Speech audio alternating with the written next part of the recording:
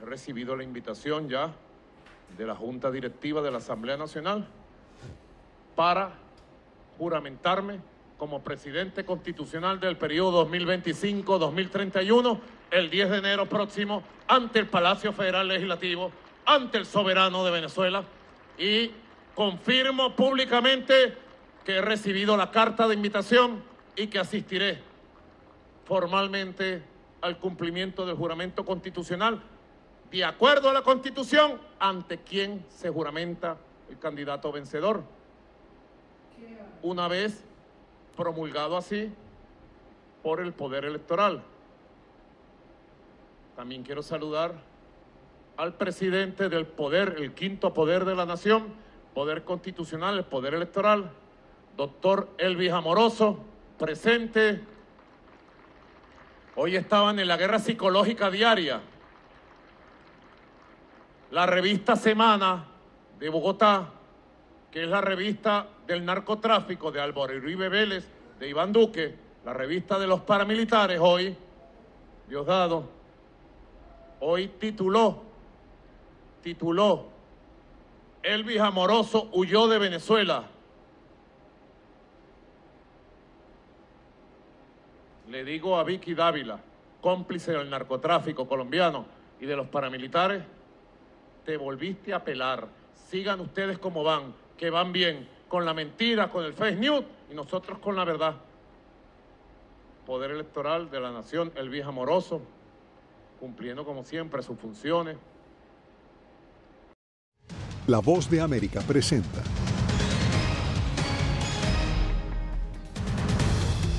A 3 semanas de las elecciones, Trump y Harris se lanzan a la conquista del voto de los varones afroamericanos. Estados Unidos exhorta a Israel a mejorar la situación de los civiles en Gaza. UNICEF advierte que 2 millones de niños con desnutrición severa enfrentan riesgo de muerte. Y un informe de la ONU acusa a Maduro de presuntos crímenes de lesa humanidad y fraude electoral.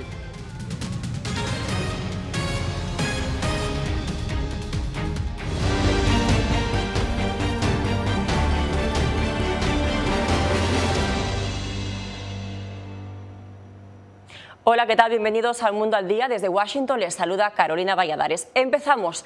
Los afroamericanos, en especial los hombres, son ahora el enfoque de las campañas de Kamala Harris y Donald Trump. Según encuestas, Harris tiene importante ventaja entre la población, pero Trump casi triplica el respaldo de ese electorado respecto a las elecciones pasadas. Laura Sepúlveda nos cuenta. No son un monolito y su apoyo debe ganarse con políticas, retórica y desempeño. Buscando asegurar el apoyo que han dado a demócratas en las últimas 2 elecciones, Kamala Harris lanzó una propuesta económica dirigida a hombres negros, en la que promete opciones laborales al ver la economía como un tema crucial. Hemos tenido un camino accidentado en la democracia y lo que suceda a continuación en las elecciones de noviembre es extremadamente importante para determinar si podemos mantener nuestras mejores y más fuertes instituciones y tener una mayor prosperidad compartida en el futuro. Ambos candidatos han mostrado a lo largo de la última semana un enfoque en la población hispana y negra, siendo comunidades que podrían darles la llave a la Casa Blanca. Trump sostendrá esta semana en Miami un foro con votantes hispanos indecisos, tal como lo hizo Harris la semana pasada en Las Vegas. La demócrata se refirió a comentarios recientes de Trump. Considera enemigo de nuestro país a todo aquel que no lo apoya o que no se doblega a su voluntad. Periodistas cuyas historias no le gustan, funcionarios electorales que se negaron a hacer trampa rellenando papeletas adicionales y encontrando votos adicionales para él. Jueces que insisten en seguir la ley en lugar de doblegarse a su voluntad. Entre tanto, Trump avanza en promesas de campaña que no limita a un cargo presidencial y se refiere a la guerra de Ucrania. Biden no ha hecho nada al respecto. Ni siquiera ha hablado con Putin en más de un año. Creo que puedo ponerle fin como presidente electo. En otras palabras, antes de asumir la Casa Blanca, tengo que evitar que la gente muera. Más de 71,000 participaciones se registraron este martes en Georgia tras la apertura del voto temprano. 42 estados ya tienen de alguna forma abierta esta opción. Laura Sepúlveda, Voz de América. Y a 3 semanas de las elecciones en Estados Unidos, Donald Trump y Kamala Harris intentan llegar a los pocos pero muy decisivos votantes indecisos que podrían marcar la diferencia, en especial en los estados péndulo. Ángela González nos tiene el siguiente informe.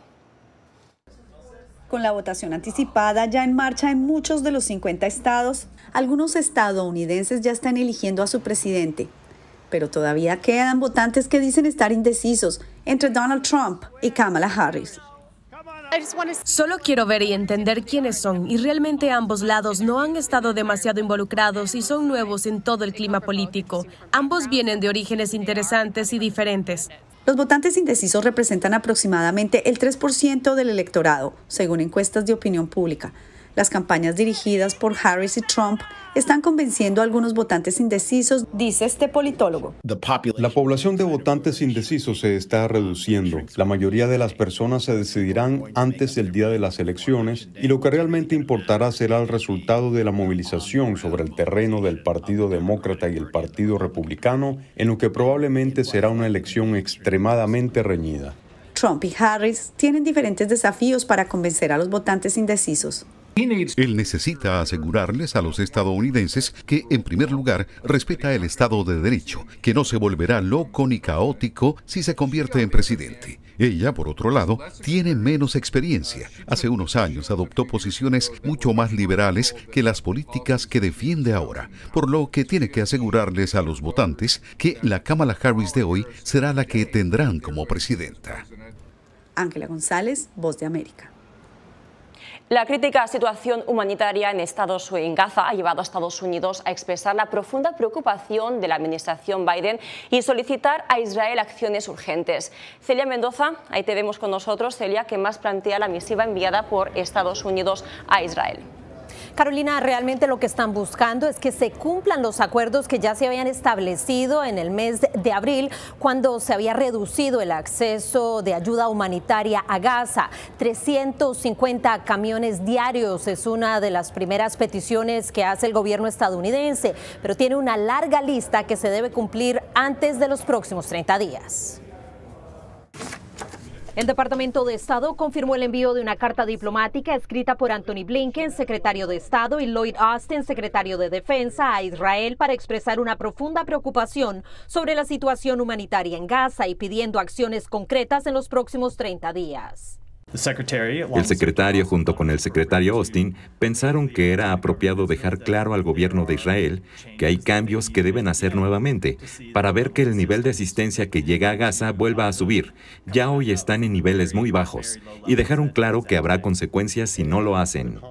Matthew Miller, vocero del Departamento de Estado, evitó precisar cuáles serían las consecuencias. Sin embargo, reiteró que la falta de acción para mejorar el acceso de ayuda humanitaria violaría la ley estadounidense, algo que, de acuerdo con la política de Estados Unidos, pondría en riesgo la asistencia militar a Israel. Israel no ha respondido públicamente a esta misiva, pero han sido claros sobre su posición frente a las peticiones de la administración Biden. Escuchamos las opiniones de Estados Unidos, pero en última instancia tomaremos nuestras propias decisiones finales basadas en nuestro propio interés nacional. Ese siempre ha sido el caso. Ese es el caso de cualquier país que se preocupa por la seguridad de sus ciudadanos, y así sigue siendo ahora. Un día después de que se enviara la carta, fechada el 13 de octubre, el gobierno de Israel reportó la entrada de 30 camiones con ayuda humanitaria por el cruce de Erez. Agencias de las Naciones Unidas han denunciado las medidas impuestas por Israel desde agosto, cuando, según James Elder, vocero de UNICEF, empezaron a haber fuertes restricciones. Día tras día la situación de los niños empeora aún más que el día anterior, y eso continuará mientras sigan los bombardeos y mientras se mantenga las que hasta ahora probablemente son las peores restricciones impuestas sobre la ayuda humanitaria. El vocero del Departamento de Estado aseguró que Estados Unidos sigue en comunicación constante con Israel para determinar cuándo podrían realizar un ataque, y tienen garantías de entendimiento que no tendrían como objetivo militar ninguno de los lugares nucleares ni tampoco las plantas petroleras. Al mismo tiempo, expresó el hecho de que Estados Unidos le ha reiterado a Israel que no está de acuerdo con los bombardeos en Beirut. Gracias, Celia. Seguiremos pendientes de lo que acontece en la región. Mientras, UNICEF advirtió este martes que casi 2 millones de niños con desnutrición severa enfrentan un riesgo de muerte debido a la falta de fondos para comprar alimentos terapéuticos. La organización ha hecho un llamado urgente para recaudar 165 millones de dólares. Alex Segura nos amplía. La desnutrición severa en niños menores de 5 años sigue siendo alarmante en muchos países, causada por conflictos, crisis económicas y el cambio climático. La falta de alimentos terapéuticos, conocidos como RUTF, está dejando a millones de niños sin el tratamiento vital que necesitan. En el Cuerno de África, al menos 10 millones de niños enfrentan una grave sequía. Más de 1.7 millones de ellos sufren desnutrición severa, como algunos de los niños que buscan tratamiento en este hospital de campaña. En países como Mali, Nigeria, Níger y Chad, los alimentos terapéuticos ya se han agotado o están por agotarse. Camerún, Sudán y Pakistán también podrían quedarse sin ellos a mediados de 2025. Esa brecha de financiación es muy crítica en esos países, por lo que estamos advirtiendo que tenemos que abordarla y cerrarla. En Chad, donde el gobierno declaró una emergencia alimentaria en febrero, más de 500.000 niños sufrirán desnutrición severa este año. También tenemos que pensar en las soluciones financieras a largo plazo que tenemos. La situación es crítica, advierte UNICEF. Cada uno de estos niños necesita atención inmediata para evitar daños duraderos a sus cuerpos, sus cerebros en desarrollo e incluso la muerte. Desde 2022, UNICEF ha recaudado más de $900 millones con su plan No Time to Waste para expandir sus programas de nutrición, pero la crisis continúa. Alex Segura, Voz de América. Avanzamos. La misión internacional independiente de la ONU para Venezuela presentó hoy un informe que revela presuntas violaciones a los derechos humanos cometidas por el gobierno de Nicolás Maduro antes, durante y después de las elecciones presidenciales de julio. Para conocer los detalles, vamos en vivo con Jacopo Lucci. Adelante, Jacopo. Carolina, este informe da seguimiento al que fue publicado en septiembre y amplía detalles sobre cómo el gobierno de Maduro presuntamente cometió, por ejemplo, asesinatos, abusos sexuales, arrestos y crímenes contra las víctimas que han sido blanco de una represión sin precedentes en Venezuela. Además, el informe hizo un llamado al gobierno venezolano para que todo esto se detenga. Las Fuerzas Armadas y grupos civiles del gobierno de Nicolás Maduro habrían cometido una serie de violaciones a los derechos humanos, como asesinatos, desapariciones forzadas y actos de tortura antes, durante y después de las elecciones presidenciales. Así denunció un nuevo informe presentado por las Naciones Unidas este martes, proporcionando evidencias que sugieren que el gobierno venezolano ha incurrido en crímenes de lesa humanidad. Según la oposición venezolana, esto es muy importante. Este informe representa un elemento crucial para el aislamiento cada vez mayor del régimen y las pruebas para que se concrete la justicia internacional. El informe, que hizo un llamado para que el gobierno de Maduro detenga los abusos, también criticó al Consejo Nacional Electoral por no cumplir con estándares básicos de transparencia e integridad durante el proceso electoral. Una crítica a la que hizo eco otro informe técnico presentado este martes en Washington por la oposición venezolana, que asegura tener pruebas como 4 conteos rápidos postelectorales y decenas de miles de actas recolectadas para confirmar la victoria de Edmundo González en las elecciones. Y sobre un posible hackeo que evocó el gobierno. En Venezuela los resultados no se transmiten a través de Internet, se transmiten a través de una red dedicada, como dice el informe, como explicamos en la presentación de hoy, que hace imposible que pueda ser hackeado, porque es una información que va de un punto A a un punto B, no tiene una conexión por el medio. El gobierno de Maduro, hasta el cierre de esta nota, no se expresó sobre el informe de la ONU, ni sobre el que fue presentado en la capital. Recordamos que el gobierno de Nicolás Maduro ya ha duramente criticado el primer informe de la ONU sobre estas elecciones, afirmando que la misión sobre Venezuela es solamente una entidad que tiene objetivos exclusivamente políticos al servicio de Estados Unidos.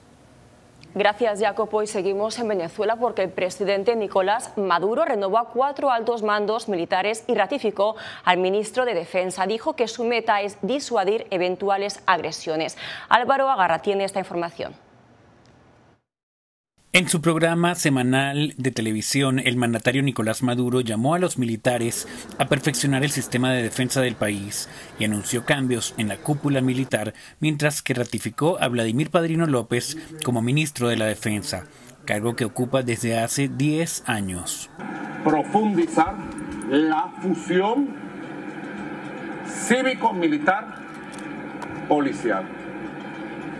Momentos bonitos, ¿eh? De igual forma, Maduro insultó a María Corina Machado al referirse a una carta que la líder opositora envió recientemente a todos los militares del país. Ofende el honor militar con las estupideces que dice. Y la respuesta de la Fuerza Armada Nacional Bolivariana es más cohesión, más unión. El politólogo Walter Molina atribuye los nombramientos a la necesidad que tiene el gobierno de Maduro de mantenerse en el poder, pese a no haber mostrado las actas que comprueben el triunfo del oficialismo en las elecciones del 28 de julio. Por eso hemos visto movimientos internos, amenazas y una profundización de la única herramienta que les queda, que no es poca, que es el terrorismo de Estado. Molina destacó que las tensiones internas, las purgas y los cambios de liderazgos dentro del chavismo no son casualidad, sino la consecuencia directa de este nuevo escenario político que se vive en la nación. Álvaro Algarra, Voz de América, Caracas. En minutos, incertidumbre en Florida entre los afectados por el huracán Milton sobre los compromisos de las aseguradoras.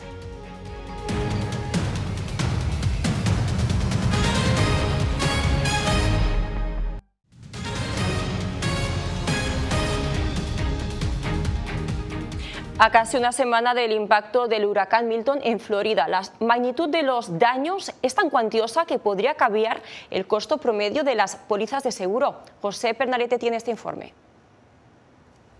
A casi una semana del impacto del huracán Milton en Florida, la envergadura de los daños es tan cuantiosa que podría cambiar los costos promedios de las pólizas de seguro, de acuerdo con expertos en este mercado. La repercusión económica del pago de todos estos siniestros que están ocurriendo se vean a futuro en cuanto a aumentos de pólizas de las primas, de las pólizas de los seguros, pero eso es un impacto que se va a ver mucho más en el mediano plazo. Para tranquilidad de los propietarios, existe sobre este mercado de seguros un conjunto de regulaciones federales y estatales que garantiza el cumplimiento. Las compañías de seguros, ellos tienen que comprar su propio seguro, se dice reinsurance, que es para eso, es para tener los fondos adecuados cuando tengan estas tormentas, estas catástrofes. La Oficina de Regulación de Seguros del Estado de Florida contabiliza hasta la fecha más de 123,000 reclamos solicitados por daños a causa de Milton. Solo 4.8% se considera como un caso resuelto. Un impacto previsto por ambos expertos consultados es que algunas aseguradoras abandonen el estado e incrementen el costo de las pólizas. En el corto mediano plazo, las compañías de seguros, muchas están planteando salir del estado de la Florida por el asunto de la alta siniestralidad que ellos están alegando. Pero hay que tener en cuenta también el hecho de que siempre el gobierno federal, cuando se declaran las emergencias, ayuda. El ajustador Euclides Martínez estima que los daños pueden alcanzar hasta 70% del monto de la cobertura de pólizas en Florida por esta catástrofe. José Pernalete, Voz de América, Miami.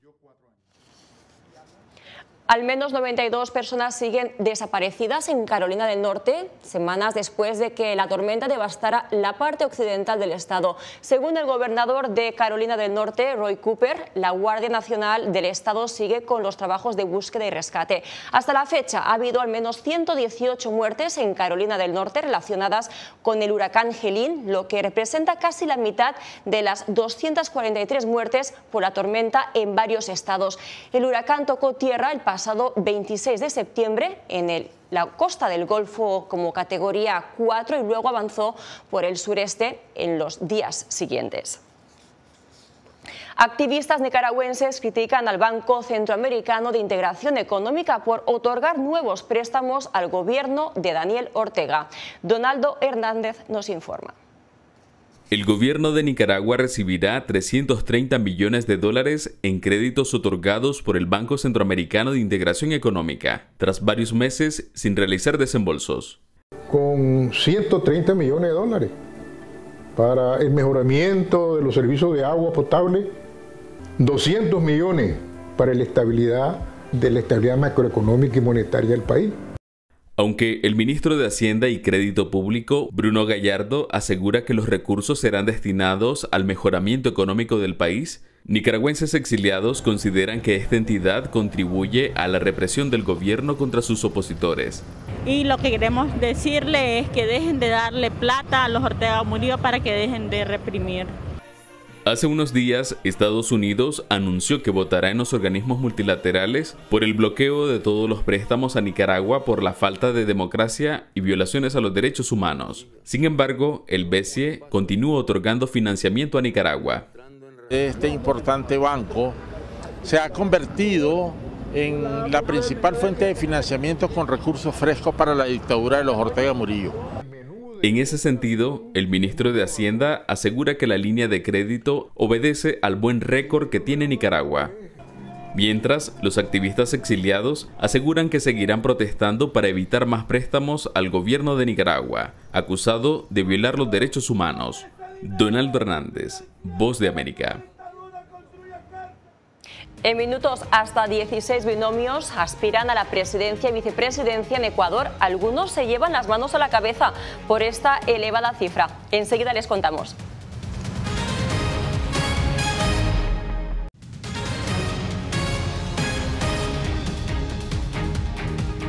En Ecuador, 16 binomios aspiran a la presidencia y vicepresidencia en las próximas elecciones presidenciales. Sin embargo, este alto número de candidatos genera críticas entre varios sectores de la sociedad. Néstor Aguilera nos informa. A menos de 4 meses para la próxima elección presidencial es uno de los temas de los que más hablan los ecuatorianos. Siempre Ecuador está saturado de muchos candidatos a la presidencia, eso es innegable. Me parece muy mal para un país como el nuestro que tengamos tantísimos candidatos. 16 binomios se inscribieron para participar en los comicios que se llevarán adelante en febrero de 2025. El analista Alfredo Espinosa considera la cifra muy elevada. La premisa de que más candidatos es sinónimo de más democracia es falso, es totalmente falso, ¿no? El Ecuador es uno de los países con niveles de calidad de la democracia más bajos de la región. Y afirma que para los votantes configura un escenario de incertidumbre amplio. El daño, indudablemente, es el que los ciudadanos tengan que acudir a las urnas, encontrarse con una papeleta, con un álbum de cromos extensos, no saber por quién votar. El consejero electoral José Cabrera destaca la obligatoriedad del debate presidencial, contemplado en la norma ecuatoriana con todos los aspirantes. Esperamos mejorar para que la ciudadanía conozca y decida por quién votar, porque sí, es complicado de un abanico de 16 coger al mejor. Los candidatos a la jefatura de Estado incluyen al actual presidente Daniel Noboa, su rival de izquierda en el balotaje en 2023, Luisa González, el empresario Jan Topic y el líder indígena Leonidas Diza. Néstor Aguilera, Voz de América, Quito. Enseguida les contamos la historia de 2 mujeres indígenas colombianas quienes se han convertido en las primeras en ejercer la profesión en medios de alcance nacional. Ya regresamos.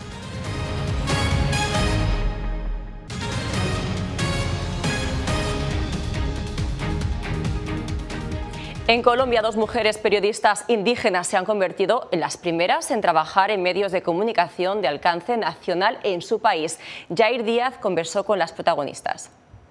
Esto representa una responsabilidad muy grande porque no solo estás tú como Eduvilia ante un micrófono a nivel nacional, ante cámara. Así relata Eduvilia Uriana el compromiso que siente al ser la primera periodista del pueblo indígena Guayú, ubicado en el departamento de La Guajira, luego de llegar al sistema de medios públicos RTBC. El periodismo, por supuesto, es un ejercicio, es un trabajo de los no indígenas.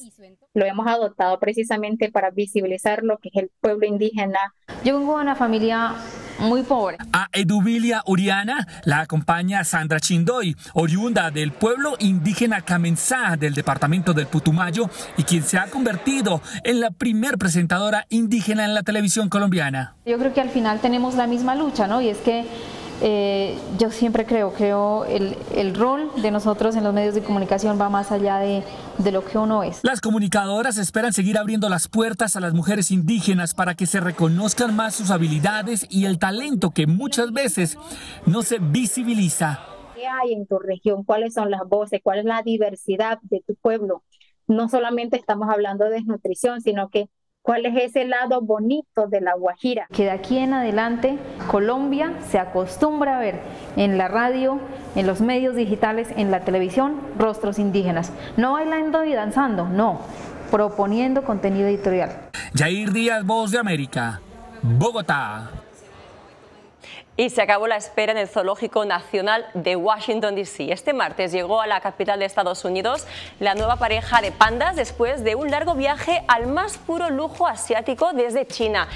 Qing Bao y Bao Li, como se llaman los nuevos panda, llegaron a bordo del FedEx Panda Express, equipado con comida abundante que incluye bambú y pan de maíz al vapor, además de medicamentos. Sin embargo, la llegada de los nuevos panda al zoológico no significa que el público los vaya a visitar rápidamente, y es que tendrán que esperar al menos 30 días.